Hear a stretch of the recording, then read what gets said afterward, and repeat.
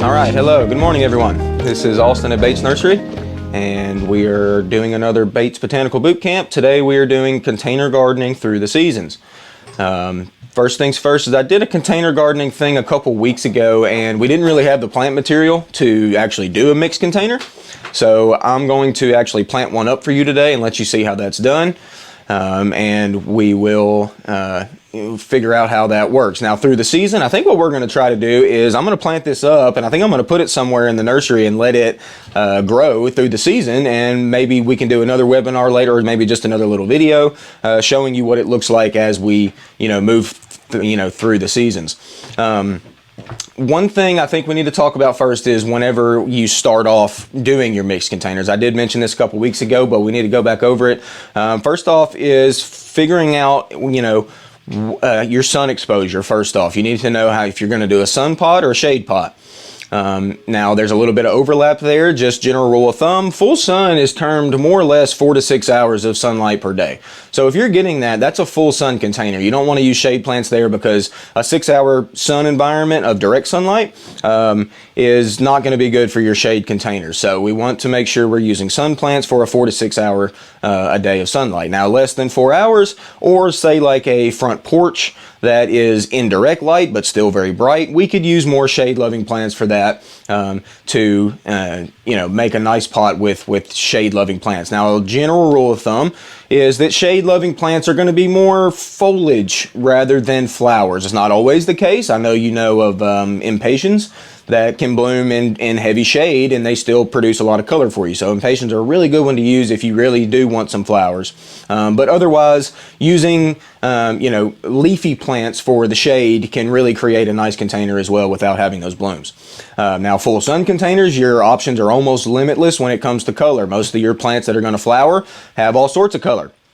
So choosing what you want, what kind of style, what kind of look you're going after kind of depends on you. And when you come out here in the spring, there's almost, like I said, endless options on creating a sun container. I'm going to pot up a sun container today with what we have right now. Now, we're still getting trucks in as well. So our what I've got today is not like a huge amount of stuff I could have chosen from. So I've just got a few things, but I think I'm still going to make a nice container by the end of it. Another thing you need to choose is the size of your pot. Now, if you want this container to last throughout the whole season without changing any plants out, then you need to use a pretty large container. It's going to give you plenty of room for those plants to swell and to grow. So choosing your pot is mainly on you, what kind of style you like, round or square or rectangle, whatever it may be. Choosing that first is going to be something you want to think of as well.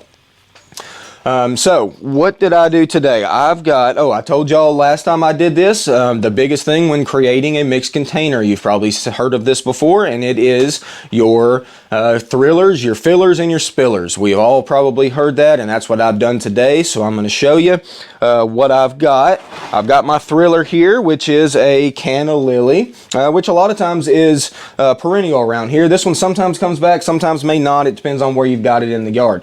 The reason I chose it is because it's got dark foliage. I really wanted to see something dark in the background, and then I'm going to brighten it up out in front of that. So this purple foliage is going to be my thriller that's going to be in the back of the pot.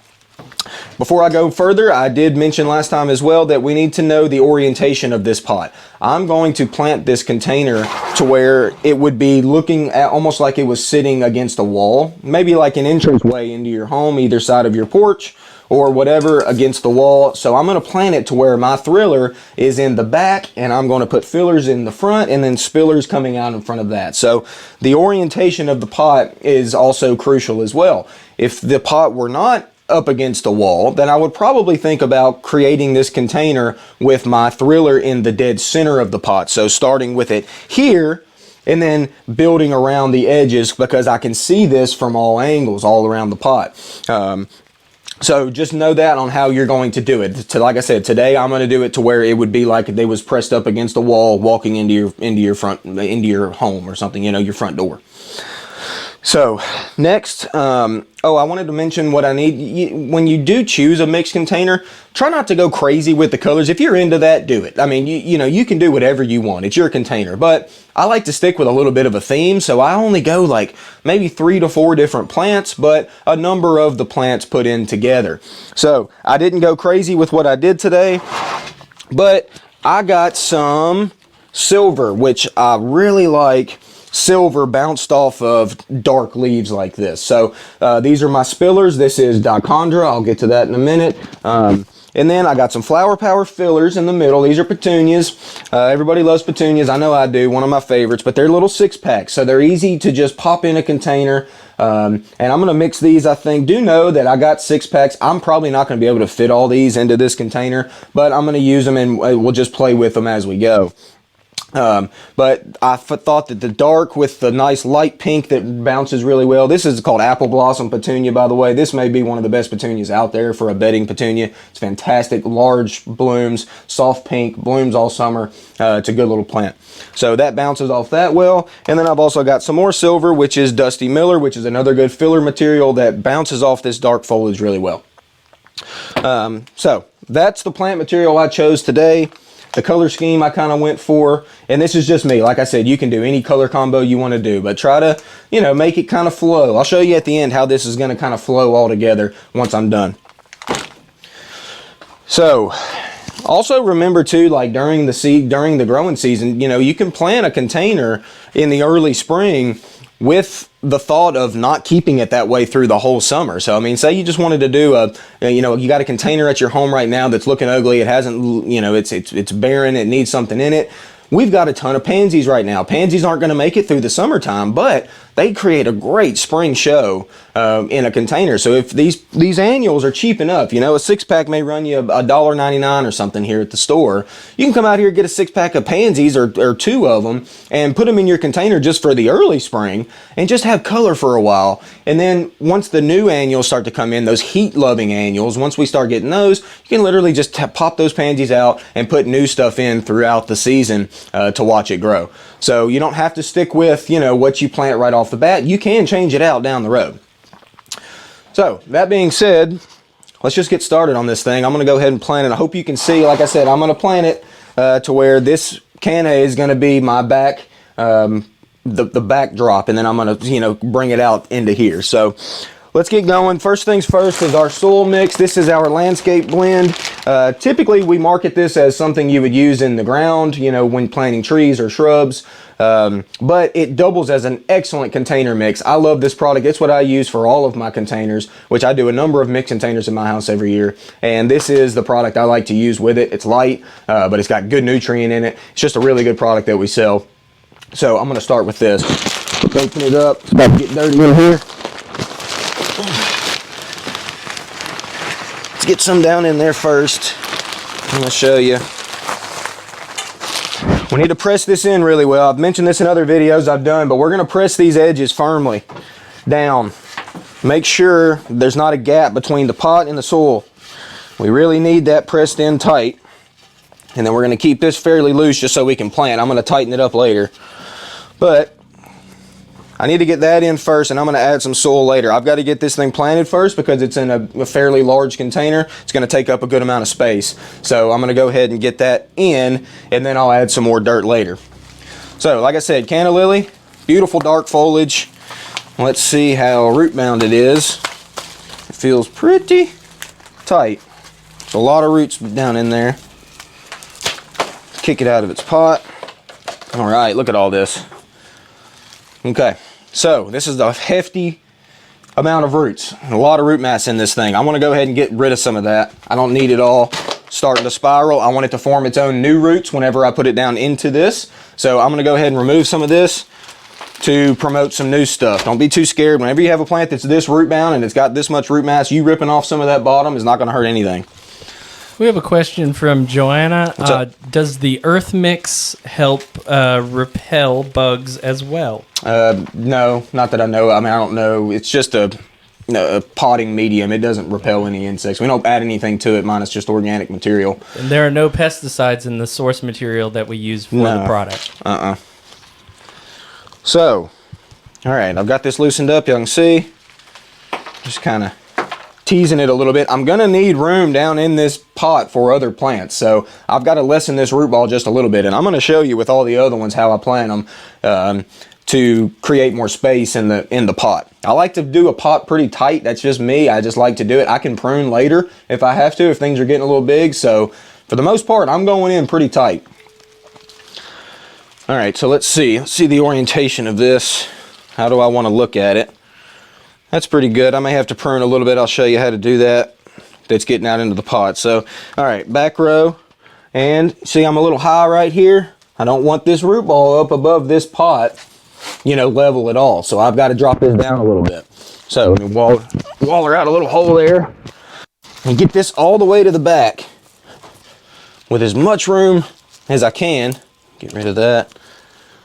So that's pretty good about where I want it. I don't want to bury these stems all that much. You can a little bit with a canna lily. It's not that big of a deal. Cannas are pretty tough. But I'm going to get that there, and I think that's the way I want to look at it. And I'm going to press this soil that I have in there around it very firmly. Make sure it's seated where it's going to stay. I can use the dirt that I've already got in here to pack it around the backside. And make sure you get it around the backside against that edge just as much as you would the front. And the reason I say this is because watering becomes an issue. When pots get potted and they start to root, they tend to that dirt wants to kind of squeeze in on itself a little bit, and that allows for this space in between the soil and the pot. That space in the dead of the summer is going to be bad for you because you're going to water, and the water's just going to run right out the sides. You've probably seen that before. So starting off doing this properly is going to help out with that later. So I need some more dirt on the back side of this, making sure it's about 1 inch or 2 below the top of the pot. All right, so that's pretty well seated. And now that's potted how it's going to be. Looks pretty good. Big, dramatic, dark foliage in the background. That's kind of what draws your eye to it. So next step is adding more dirt to get to the level I need. All the rest of these annuals have a very small root ball on them. Like I said, most of them are just little fix packs or little cups like this. So there's not a lot of, stuff down. There's not a lot of roots down there. So I can pretty much put this soil level about where I want it to be. Got that up there. Got enough soil that I can mess with. I'm going to leave it loose right now. I'm going to pack it in as I go. And then also, while I've got it, I'm going to go ahead and do this, and I'm going to go ahead and add some fertilizer. This is another really good step on keeping your annuals looking good through the whole season, is fertilizing early. So this is Osmocote. This is a triple 14 fertilizer. Pretty general. It just says flower and vegetable food. Almost all of our nursery stock that comes in has this already on top of the soil when we receive it. So it's just good for a long term. This says it feeds for up to 4 months. So let's just go ahead and get this, shake that in. There is, like, you could read how much you're supposed to use. I've done this so much I can pretty much just eyeball it now, and we're just going to shake it on top, all around. Good coating on top, and then we're going to work that into the first couple inches of the soil before I ever start planting. Just mix that up. For those of you who are curious more about fertilizer, Austin did an excellent demystifying fertilizer labels webinar. Be sure to check that out. He does mention Osmocote as well as a bunch of other products and what they do and how they enhance your plants. Yeah. All right, so there y'all can see. This is the back. Now before I move on, I've got a couple leaves that are intruding a little bit to the interior of the pot where all of my other plants are going to go. This leaf right here is going to be a top of other stuff. I want to get rid of that now, so I ain't got to worry about that. This one here is doing kind of the same thing. And this one here is just a little unruly. Let's take that out. So that's a better look for me. Nothing's really coming out too much this way. So let's get this going. Next thing is Dusty Miller.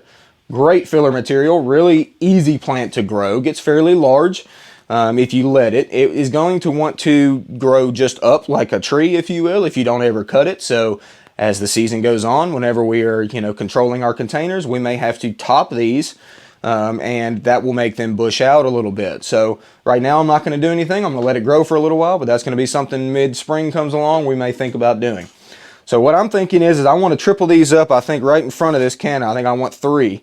Silver here, silver in front, and silver over here. I think is how I want this thing to look. You know what? This stem is kind of bugging me. It's just too much. It's coming out too much. Let's go ahead and get rid of that. And now we've got a cleaner look to where we can allow for these to grow. All right, so little 6-pack plugs here. Good though, hefty, nice little little rooted cutting, or this might be from seed. Either way, it's rooted out really nicely, nice white crisp roots, what we want. One thing I think people mess up a lot is they just plant it just like this. You can do that, it will root, it just tends to root a little, it takes a little longer. These roots want to spiral around this and they don't really want to go into their own soil, which is what we want. We want them to fill out our container. So it's a very simple practice that it should be done with every annual you ever plant, no matter with a 6-pack or a 4P is what we call this. If it has root mass all the way to the bottom, we're going to go ahead and remove at least that much of the root ball, so we have just new cut, roots that are going to want to re-root into our soil. So this is generally good practice to do with any annual you ever use. So I think I'm going to start in the center here, which is going to be right next to this canna. We're going to pop it in.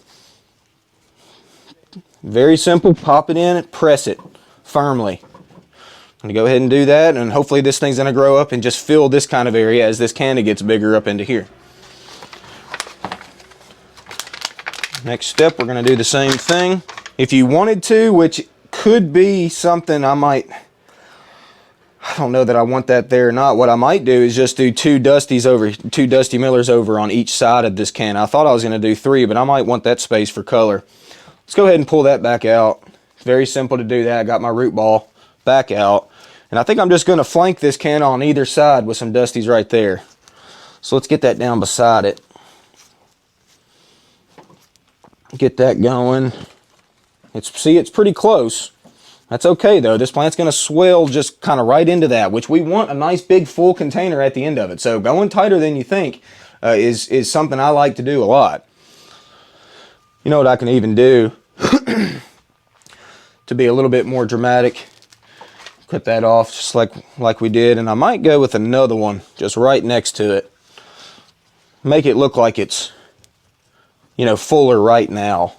And this is honestly, y'all, this is just trial and error. It's just kind of playing with it. It's almost like setting up your own little landscape theme within a pot. So to me, it's just fun to mess with. Like I said, I didn't have the idea I was going to do this yet until it just popped into my head. So do that there, and then let's create it on the other side to match it as well. We do want continuity throughout this pot from the back to the front. Rip off some of those roots and try to mimic that on this side. Pop it in, press it firmly, let it be. Got another one here. It's not as strong as this one. Let's get this one out of this.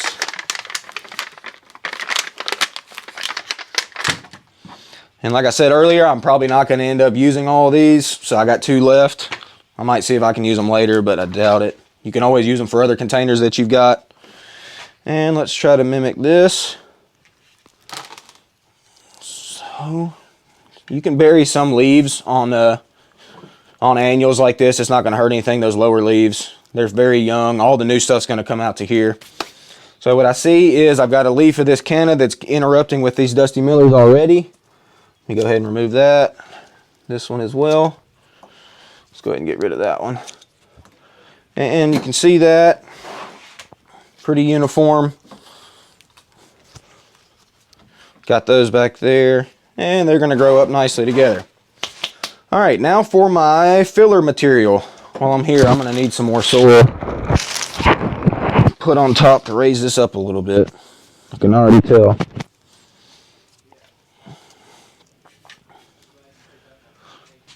All right. Now, next is petunias, my favorite little annual. 6-pack petunias, nice and filled out. Like I said, soft pink.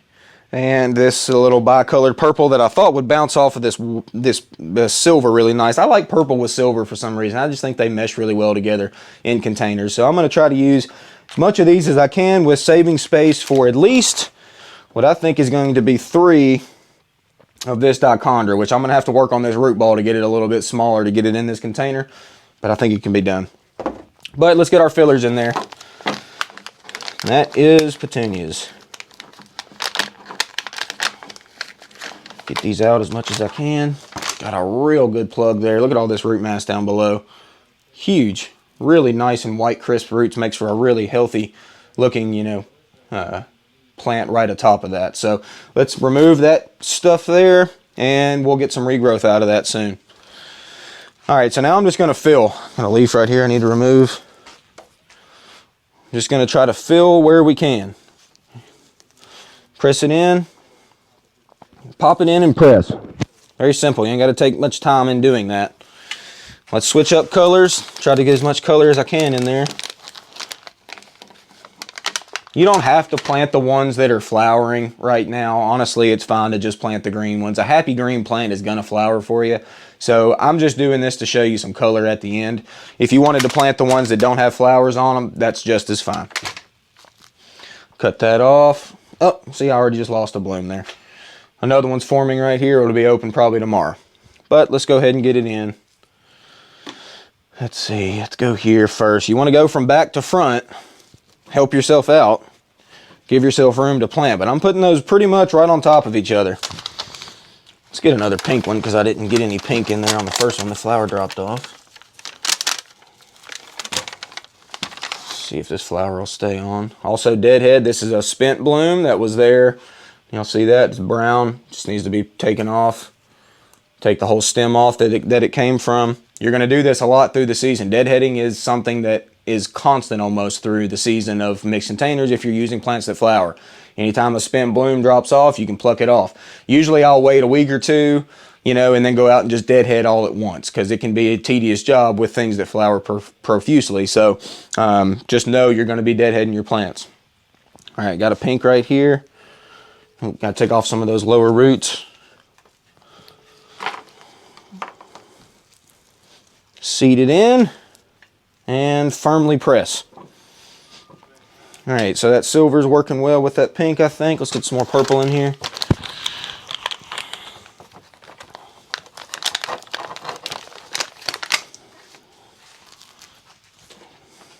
Let's get one right in here.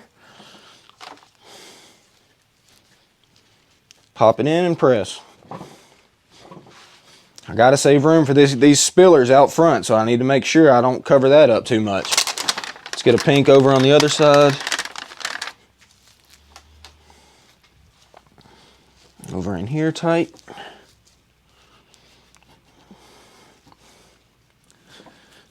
And looking good. I need at least a couple more out in front.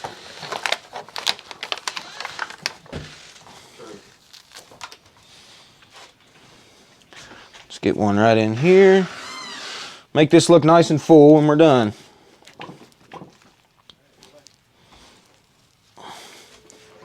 Making a nice little just area in the center.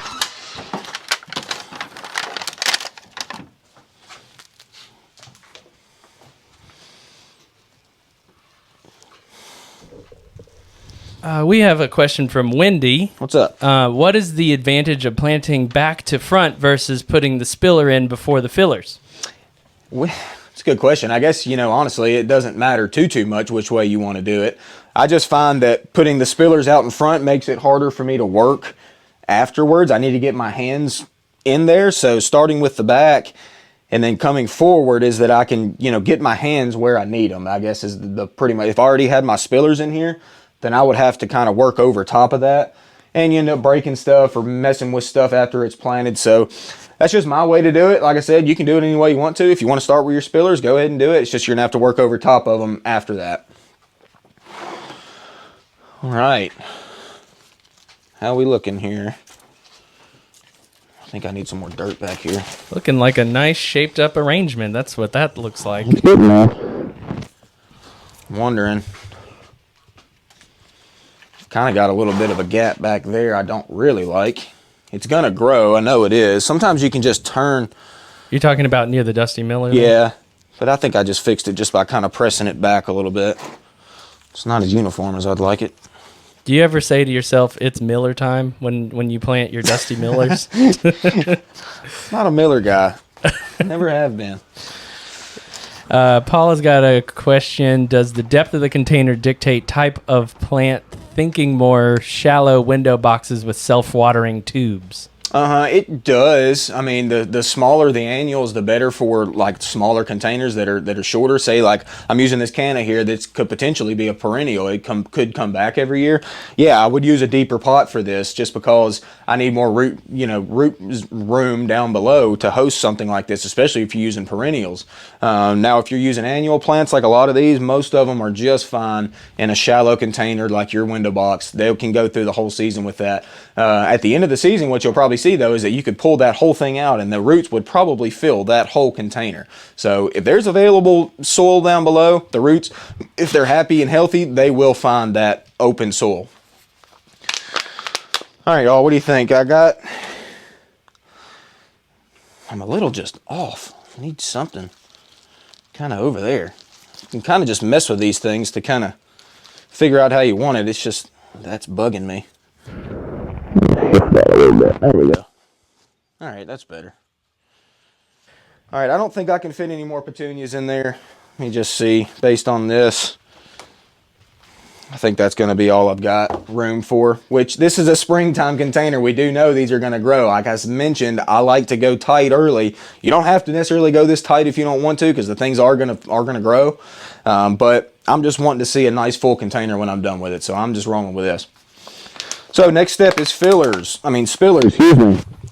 This is Dichondra, or a common name, Silver Falls. You notice what I did with this was I had the dark with the silver, and I got this silver back up here. I'm going to bring this silver back into the pot as part of my flow. You know, it just kind of flows together with my spiller. So I picked this for a reason, because of that silver. Also, this thing grows like a champ. I mean to tell you, it grows. Put it one in a single hanging basket, and that thing's going to drape down like 6 feet by the end of the season, if not more. It's a fantastic plant. Sun or shade, doesn't even matter. This thing will live anywhere. So definitely worth a grow if you like that silver look. Brenda's got a question. Is that a 12-inch or 16-inch pot? This, it looks like a 12-inch. It ain't 16. It's not that big. It looks more like a 12-inch pot to me. And it's just a little terracotta, something fairly cheap we have out here.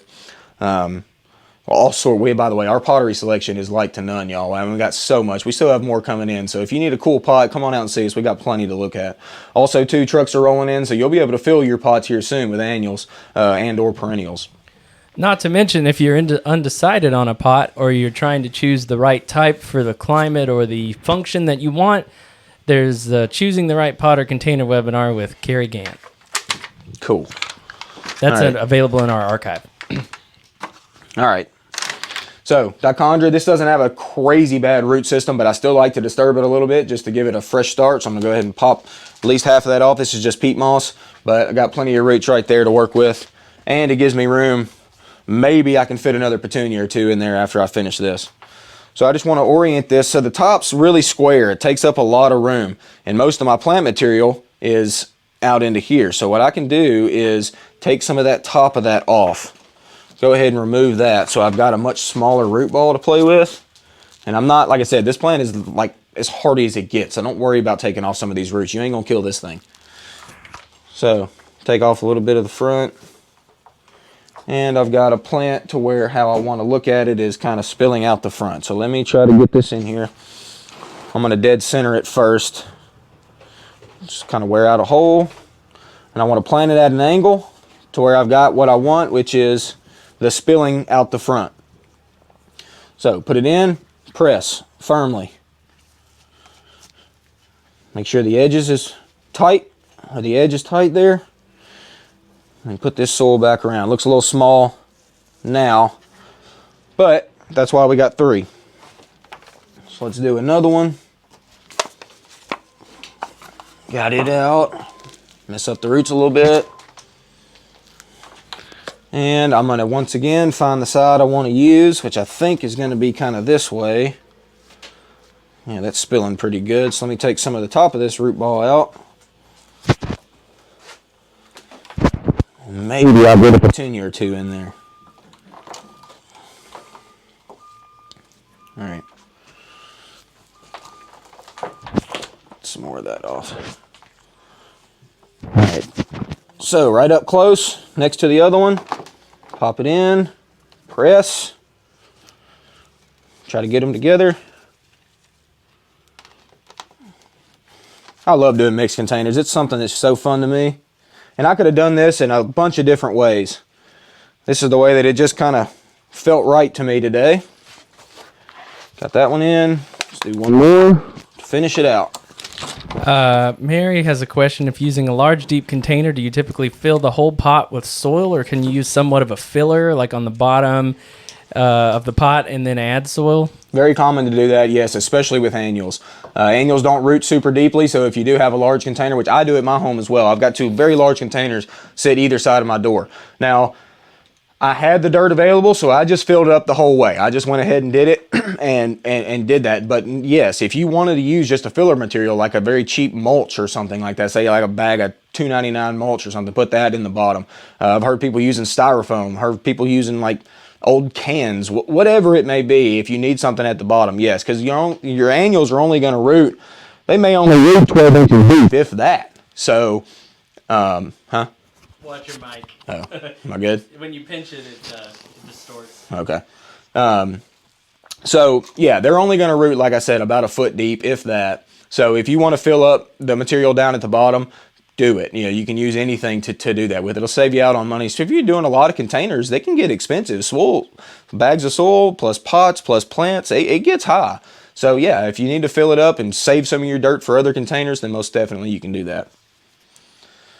We also have a question from Alberta, and this, you don't have to go super deep into this right now, but what is the best way to garden on a budget?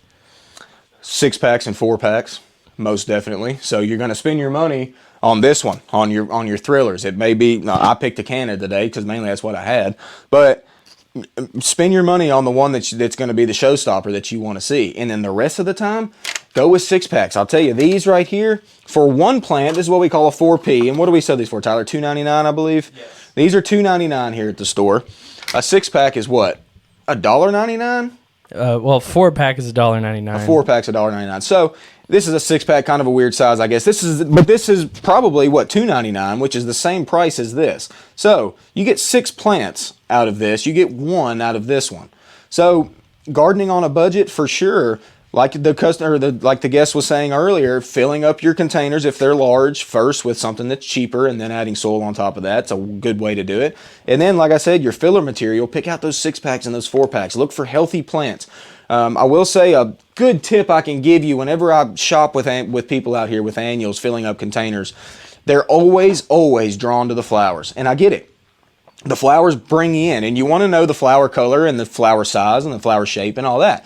I get it. But when shopping for annuals, try your best to look beyond the flowers and look at the plant. If the plant is green and happy and healthy, it's going to produce flowers. So if you see a flat that's got beautiful blooms on it, but then you look down below at the foliage and you see like yellowing or just not a very bushy, happy plant, you're going to avoid that. I usually buy annuals that don't have any color on them at all. I'll just get them when they're green and they're young, put them in, because I know that they're going to look good as long as the plant down below is healthy. So to answer your question, like I said, use the 6-packs and the 4-packs for your filler material as much as you can. Spend your money on the ones that you really want to be the showstopper. All right, last one, I think, unless I can squeeze some more petunias in there, which I'd love to do. Let's see, so this is kind of spilling at a downward angle right there. Need to kind of get rid of some more of that. All right, so I got a nice little root ball here. And pop it in. It's pretty tight. I don't know that I'm getting another petunia in here. Barbara on Facebook's asking, why would you plant so many spillers that will grow so prolific? Are you going to elevate the pot any? Yeah, it's probably going to sit on, it would sit on something like if this were sitting on the ground, I may not have to do that, you're right. But also, too, this is gardening or container gardening through the seasons. So if this starts to get out of hand, if this were on the ground and it did start to hit the ground and then run away from me, I would let it do it to an extent, because I kind of like that look of it kind of spilling onto the ground and kind of being out in front of the pot. If it does go too crazy, though, or start to encroach on anything, you can literally cut that in half and just let it restart. It's going to grow again and be fine.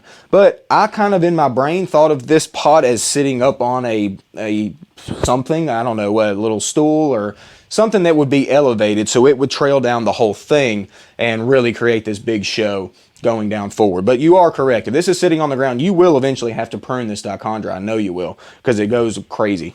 Maybe a nice little metal plant stand. Yeah, a plant stand. That's kind of what I thought this was going to be. It was going to be elevated a little bit. Yeah. Also, a great thing to do with spillers would be to kind of put them, if you have some room next to your stairs, and just let them kind of spill down your stairs a little bit. That's a good look, too. Yeah, kind of frame your entryway. Yeah, it is nice. And this plant will do it. Y'all will be amazed at this plant. Some other common ones are going to be creeping Jenny, which is another very easy one to grow. A lot of ivies, if you have shade on your front porch, it's covered or whatever. The Algerian ivy, Tyler mentioned to me earlier, it's got a bigger leaf on it. It's shiny. That's a good one for the shade. Black stems, too. It's kind of contrasty with the black stems. Yeah, yeah, dark stems I'm always a sucker for, really dark stems. But there's a lot of spillers these days. This is just one I used last year in my containers, and I just honestly, I couldn't believe how good it performed. We've been getting some requests to go over all the plants in the container if you want to just kind of... Yeah, I mean, it's pretty well done now, so I can tell you. Let's see, back row, dramatic foliage. Now, do know this canna will bloom. It's going to bloom a red color up top of here. It's just not at the moment. I just wanted it for its foliage color. So this is a canna lily. Like I said, for the most part, canna lilies are perennial here. But this one is right on the line of being perennial here, so it may or may not live. I'm treating it as an annual just for a seasonal container. So like I said, canna lily here, beautiful bronze or dark foliage. What we have next to it is dropping down with some silver atop of that, which I'm hoping this silver, which it will, is going to get up into kind of this area to fill that kind of space there. And this is called Dusty Miller. Like I said, very easy plant to grow. It's a silver, it's kind of hard to see. Let's see, here's the petunias out of the way. Dusty Miller, silvery, whitish foliage plant, not grown for its flowers all that much, but really good for foliage. Right up front, or in the middle, my filler material are my petunias, which there's all sorts of colors and shades of petunias these days, but these are just some that I thought would look good in this container. We have some beautiful kind of red ones in right now. Oh, there's a true red petunia. There's all sorts. Like I said, though, this soft pink is called Apple Blossom. It's one of the best when it comes to petunias. I've grown it for years. It's just a fantastic plant. Now, as let me just finish. Okay, so and then up front we have petunias back here, and then right up front we've got dichondra, which is the genus, but silver falls is going to be a common name. If you ever came out here and said, I need some silver falls, we would generally know what you're talking about. And that goes out front of the container. Now, talking about petunias again, I need to mention I grow petunias every year, and sometimes if they're in a full sun environment, which they want full sun, don't get me wrong, but when the summer comes along and it gets to be those just dog days, hot, 100 degrees, petunias aren't all that happy all that much. So they can tend to get a little leggy on you. They prefer cooler weather. You know, petunias grow actually fantastically up in like Alaska, randomly enough. So our summers can be a touch hot for them. So you may have to water a little bit extra in the summertime with petunias, or just give them a straight cut back. Don't be scared to cut on annuals, y'all. If they're starting to get leggy and they look bad and you can't stand it, cut those things back. You got about a week or two to wait before they start to kind of reflush, and then you almost get to start over with almost a brand new plant if you just cut those a little bit and get them back where you want them. Like I had mentioned earlier with the Dusty Miller, this right here, it's going to grow up as a single stem, and it's going to want to keep going up this way. At some point, I'm going to have to top that out and create a little bit more of a bushy habit. So this doesn't just get too tall. So those are some of those things that you're going to have to keep doing during the summertime, along with your deadheading, which is another huge thing you got to do to keep these containers looking good. Now, I do need to go over, which I'm not going to do here today because I don't want to get this room all wet, but you got to water this plant. So I've finished my container. Looks good. I'm happy with it. It's a little tight, but I'm okay with that. I can deal with that later, cut back or whatever I've got to do. But what I've got to do right off the bat is soak this thing. And I don't mean just a little bit. You need your hose. You need to bring it over with the water, attached to it. And you need to soak this thing 3 or 4 or even 5 times, filling the water. When you start watering it, water it up to the top and then stop and let it drain through. Make sure, I made sure this pot had a hole in it. You for sure want to make sure you have a hole in yours as well. We need good drainage. Speaking of drainage, Nancy's got a question. Did you add anything like rock or shards of anything to the pot to help the drainage? No, I didn't. I've never had an issue with that, really. I've heard people talk about that. You can do a little layer of gravel if you want to. The only thing I think what you're talking about is maybe that the soil down below could clog the hole. That can happen, although it's fairly rare for that to happen. I've got a nice big drain hole at the bottom of this, so I don't need to add anything to it at the bottom. I'm just gonna let it drain by itself, which it will. And also that landscape mix that you used is pretty light. It is. It starts with pine fines. It doesn't start with any actual topsoil. Yeah. So it allows for good drainage. Like I said, I've been here for years, and I've used landscape for all of my containers every single year, and it's just really worked well for me. I mean, I do start off with the fertilizer, like I showed you with the Osmocote, so that helps. But it's just a really good soilless media that really promotes good growth down below. Yeah, and typically we use it to add to like 1-to-1 to clay to lighten the soil. Yeah, it's like it's a soil conditioner technically. So, but it's light enough that you can plant right into it, and it drains super well for containers. Now we do have container mixes with earth mix as well. We have a Proganics O outdoor container mix that has expanded shale that also allows for drainage and space in the soil for roots to grow. I think the reason I didn't use Proganics O today, which is what we do market as an outdoor container mix, is because it does have topsoil in it. So it does stay a little bit heavier. I like to use that product much more as like a long-term like shrub or tree container mix. So say I wanted to do something just clean and simple on the front porch, and I want to put 2 boxwoods on either side of my front door, and I want them to live for years. I don't want to have to redo that container every year. I get that. I hear that a lot. So popping 2 boxwoods in a pot's nothing wrong with that. It's clean. It's green. You can shape them how you want, and they're easy to deal with. Whenever I'm doing something like that application, I'm going to use our Proganics O because it's got that other topsoil in it, and it holds a little bit more water for a much longer time to keep those long-term projects there. But with annuals that I'm just using for a season, I'm going to use a much lighter mix, and that's why I chose the landscape today. Okay, so yeah, once again, the water, we got to water. There's no water in this bag at all. None in the soil at all. So we've got to make sure this is saturated really well right off the bat. And then after that, your watering needs are going to be more or less looking at it every single day. Whenever you come home from work or whatever you're doing, just give your pot a look. This is generally a good rule of thumb for almost all of your plants. If you look at your container and it looks like this, perky, healthy, green, not wilty at all, not off color, it probably doesn't need water. It's got plenty down there. They're actively looking good. You come home the next day and you look at it and you see this stuff sagging or just looking a little tired, a little whatever, you know, wilty. That's whenever you need to water and fill it back up. It's much better to water heavily less often than it is more often with less water, if that makes sense. So make sure you soak it really good right off the bat. Set it where it's going to be. For this one, we would want to put it in a good full sun environment. But other than that, not much other to talk about besides, you know, as this Osmocote product said that it feeds for 4 months, which it does. I like to use liquid fertilizers as well. You've probably heard of Miracle Grow in the little box. We call just blue water because whenever you mix it together with water, it's blue. That's a good way to really boost your plants quickly. And like Tyler talked about earlier with my fertilizer thing, I talked about Miracle Grow and how to use that. You can watch that if you want, but it's pretty simple. It's just a tablespoon per gallon of water, and periodically through the spring when these plants are actively growing, hitting them with that really gives you a boost of color and green and just growth. So a good one to use with that as well. And then throughout the season is, you know, going forward, pruning if you have to. Like I said, deadheading is something you have to do, but other than that, container gardening is just fun. It's just a, you know, something that's fun to do. You almost get to do a little landscape scene right in front of you with your own pot. So I recommend doing that. And like I said, we've got stuff coming in like crazy right now that's, you know, you can use to fill up your containers. So we have a question from Barbara on Facebook. Some potting mixes get really hard. Does yours do that? No, I mean, this mix doesn't get hard at all. This landscape mix, I haven't noticed that.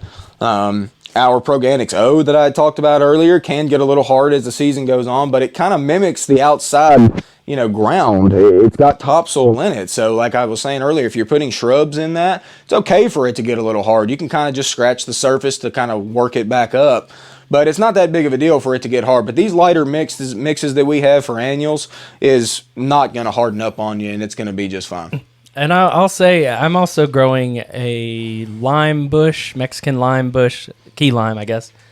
And I'm using Proganics I indoor, and it is sufficient enough to hold pretty good moisture, drain, and it has not gotten hard at all. It's still light and fluffy, and as I kind of scratch the surface to check the level, it feels like it's not cracking or anything like that. Yeah. Proganics O is a little bit more dense, like Austin said. But I actually use Proganics O to plant a Father Gila shrub in my front yard, and it's doing really well. So, soil can be used not just for the application on the label. Exactly. I think that's a really good sentence you just said. Use what works for you in what situation. Nancy's got a question. Can you use leftover soil, like from last year? Can potting soil get old? Yeah, I like to freshen mine up. I think it would be fine. I mean, it would probably be fine if you decided to. That's another way to do it on a budget. What I do, I don't like to refill my big old containers. What's your collar? I don't like to refill my whole big container every single year either. So I do freshen up though. So I'll take about the first foot of the soil that I used from last year that had the root mass all in it from last year's plants. I will take about a foot of that out and just dispose of it, and I will add a fresh layer on top. But the stuff that's down below that, it didn't really see much root activity going down into it, so I didn't really steal any nutrient from down there, and it's with annuals, they're not going down there very much anyway. So I would recommend just freshening up the top, about the first foot, and then other than that, leave the rest of it down below. You can maybe scratch at it and just kind of work it up, press it back in the edges nice and tight again, and then refill on top of that, and you'll be fine. Yesterday I was repotting an aloe, and we were dividing it and everything, and we got to the main plant, and then we decided we were going to refresh the soil. We just dumped the soil in our raised bed that's not completely filled up yet.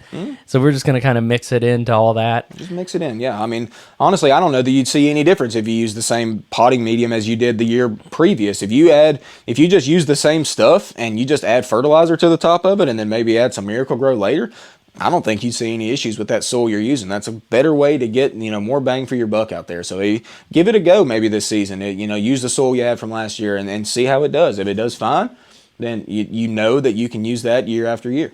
Another question. What about water pellets? Have you heard of that? I have. There's soil products that come with those little water beads in them. I don't like them. I tend to most plants and most people with their plants tend to overwater as it is. Underwatering is usually not an issue with most plants. You can kind of tell when a plant's thirsty and needing some water. It's so wilty, and then by that, you let it go too long, it starts to get crispy. You can kind of tell when a plant is just like thirsting for water. But most people are on the other spectrum. They want to overwater their plants and keep them just wet all the time. So I avoid using those soil products that have those little water beads in them. I just don't trust them. Now, I've learned how to water doing this for a long time now, so I don't water until they need it. And whenever I do water, I decide to really water them and make sure they're good for a while. I don't want to have to come home every day and water my plants. I'm a little bit lazy when it comes to that. I work with plants all day long, so I don't want to have to go home and have to do that every day. So whenever I do decide to water, they're going to get a good soaking, and they're going to drain thoroughly, and then I'm not coming back to that plant again until it needs water again. And it'll show me whenever it needs it. I can tell. But like I said, you can use those things if you're not around, if you travel a lot or whatever, maybe that would be beneficial for you. For me, it's not something I like to use, but it can be done. All right. And Martine has a question. Is it not too early in the season to plant annuals? It potentially can be. Yeah, you're most definitely right. Here in Middle Tennessee, we don't know. Last year we had April 28th. We had a freeze. I'm talking not a frost, a freeze on April 28th. That's crazy, but we don't know here in Middle Tennessee. Some people have already we're already selling tomatoes and peppers. Now, the weather's fine right now to set out tomatoes and peppers, But you got to watch that weather. You got to make sure we're dipping down into that freezing range, and they're going to get hit from that. And annuals are no different. Now, petunias are a little bit different. Petunias can take it colder than you think they can. I had petunias last year on our April 28th freeze event. The petunias were sitting outside, no protection at all. Nothing happened to them. I mean, they just blew through it just fine. Whereas I saw other things that got really damaged because of that cold. Petunias were okay with that. So, yes, you need to know that. If you have a container that's this size, which is not all that big, and you want to go ahead and get annuals in it for the season, go ahead and get them growing. Go ahead and do it, but just make sure you keep an eye on that weather. We start dipping down into those 30s. You just bring this thing in for the night. Just bring it into your home for the night and let it not even deal with that cold, and then set it out the next day. So it's just people are eager to get going this year. I know I am. I'm like juiced up for spring and plantings and all of it. So if you've got the bug, you need some color in your pots, go ahead and put them in them pots. Just keep an eye on the weather, and don't let the freeze get them, because then you'll be coming back to buy more. Now, I say the freeze, we may not have another frost or freeze again. I don't ever know. It's Middle Tennessee. I lived here my whole life. Every year is different. So, yes, it could be early, but if you got the itch, come on out. All right.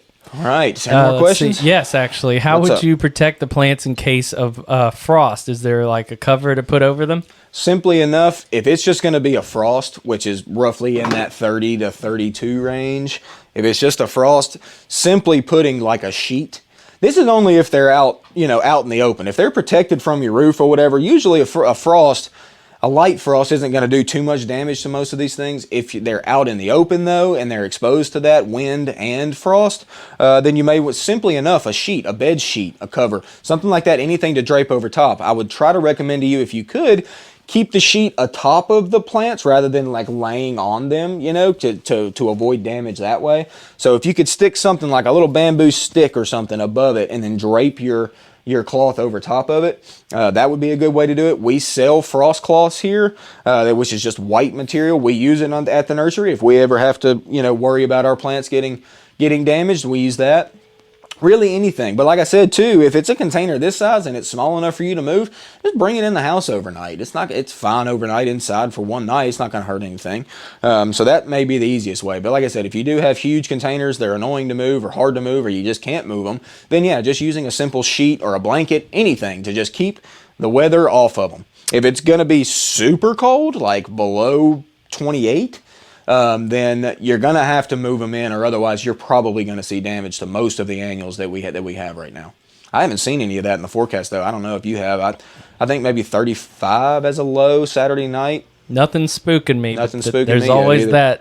There's always that April chance of you never know in April. freak April's frost. Yes. And I've always been aware of that, and I've also kept milk jugs around. If you cut the bottom off of a milk jug, you can use it as a hot cap. 5-gallon buckets. Yes. For like tomatoes set out, or any I've veggies got all kinds of buckets. I've even got some nursery pots laying around that I put a little rock on top of. Yeah, anything helps. Just keep the frost off of them. And water. Water your plants pretty good before the freeze sets in, because that will actually prevent the soil from freezing and kind of raise that freeze threshold a little bit. Water's a good insulator. Yeah, it really is. So, dry cold is much worse than wet cold. Yep. So. And Alberta's asking, when bringing in pots, what do you do about insects? And I'm going to first of all say, we have a common houseplant pest webinar that Austin led that's fantastic, that deals with some of those things that you might bring into your home. Take it away. Yeah, so when bringing if we're just talking about an annual pot and like a freeze event or a frost event, you need to bring it inside the home.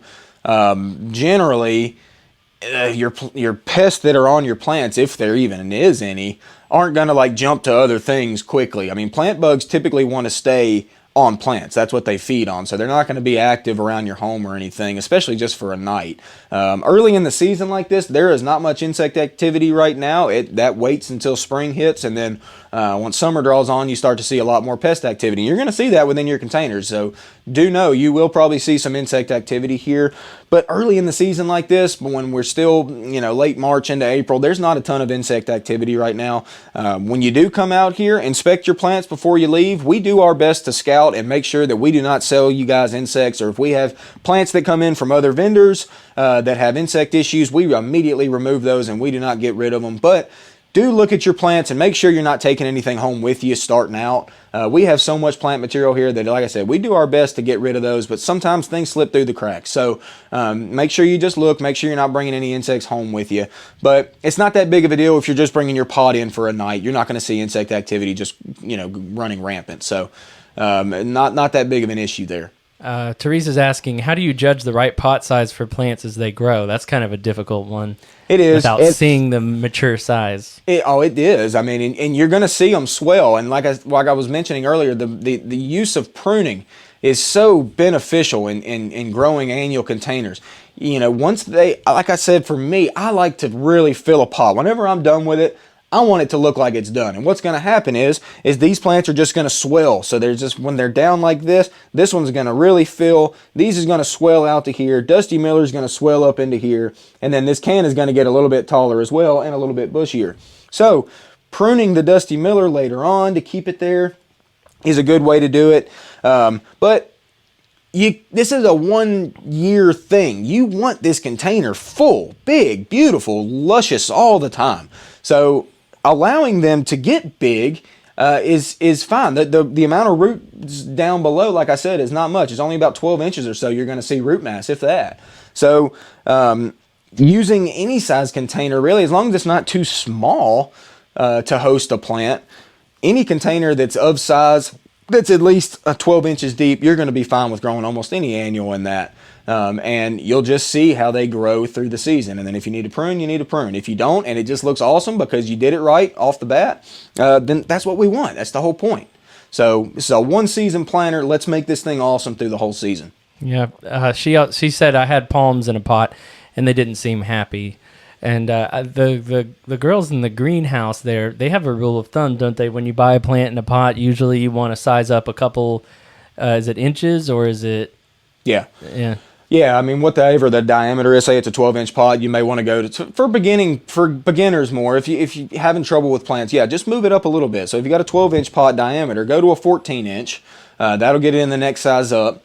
But at the end of the day, you don't have to do that either. You could go with as big of a planter as you want. The key is the water. You got to make sure that you're not a massive planter with soil all the way down holds a lot of water. You got to know that. I mean, once you really fill it up first, which is what you got to do when you repot plants, that's going to hold water for a lot longer time. So what happens is, and the reason that we recommend that is because you put it into a huge container, it's got so much water down below, it stays wet, more wet than you think, and then you tend to want to overwater a large container. So we just go to a container that's a little bit bigger than what the container it was in. That way it's a similar kind of water, area. You don't tend to overwater a smaller container. So I don't know why your palm wasn't happy. Probably a water thing, usually too much, like I was mentioning. But I can help you out if you want to come out and get a new palm or get a new plant or whatever it is. We can talk about it, and I can help you grow a better looking palm. Yeah, and Corone, just to answer your question really quickly about the slugs and marigolds, I've had luck with crushing up a ton of eggshells and sprinkling them around the base of plants that I have mollusk issues with. And we also sell a product called Sluggo that's a slug repellent that works pretty well. And then also just reducing the environment where these moisture-loving critters like to thrive. So if you can improve your drainage or add a mulch that makes it drier up top, that will kind of help as well. Yeah. So, all right. I think that is... Oh, one more question. Will the canna be happy in a pot as a perennial, just changing out the rest of the annuals each year? You can do that. It's going to drop dormant over the wintertime, so that's fairly annoying. You're not going to have this up through the winter. It's going to drop totally dormant. If it does come back, it's going to come back from the roots. So what you could do if you want to try to perennialize this canna, or just get a true perennial canna. Like I said, this one's kind of right on the line of perennial and not. It may or may not come back. If you got it protected on your front porch, it probably will. But what you're going to do is you're going to have to cut these stems back over the wintertime, and you're going to have to wait for the spring for them to regrow. So a common thing you could do, cut those back, put a little bit of dirt on top of them, and then fill it with pansies through the wintertime. That way you still get color with your pansies. You can even plant it right on top of that canna. In the spring, that canna is going to come right up through those pansies. It's not going to be hard at all to push through those. So yes, you could give it a go, and then that way all you have to change out every year is this front part. Not even have to worry about that. Get that back, growing next season, and you've already got that step finished. So yeah, try it. Thank you guys. I really appreciate y'all watching this each week. Like I just mentioned, these next 2 days are going to be crazy for us. We got trucks like you wouldn't believe coming in. So our inventory is about to change a lot. So come on out, see some color, see some shrubs. You want to get some trees growing, whatever it is. Just come out and see us. We'll be happy to help.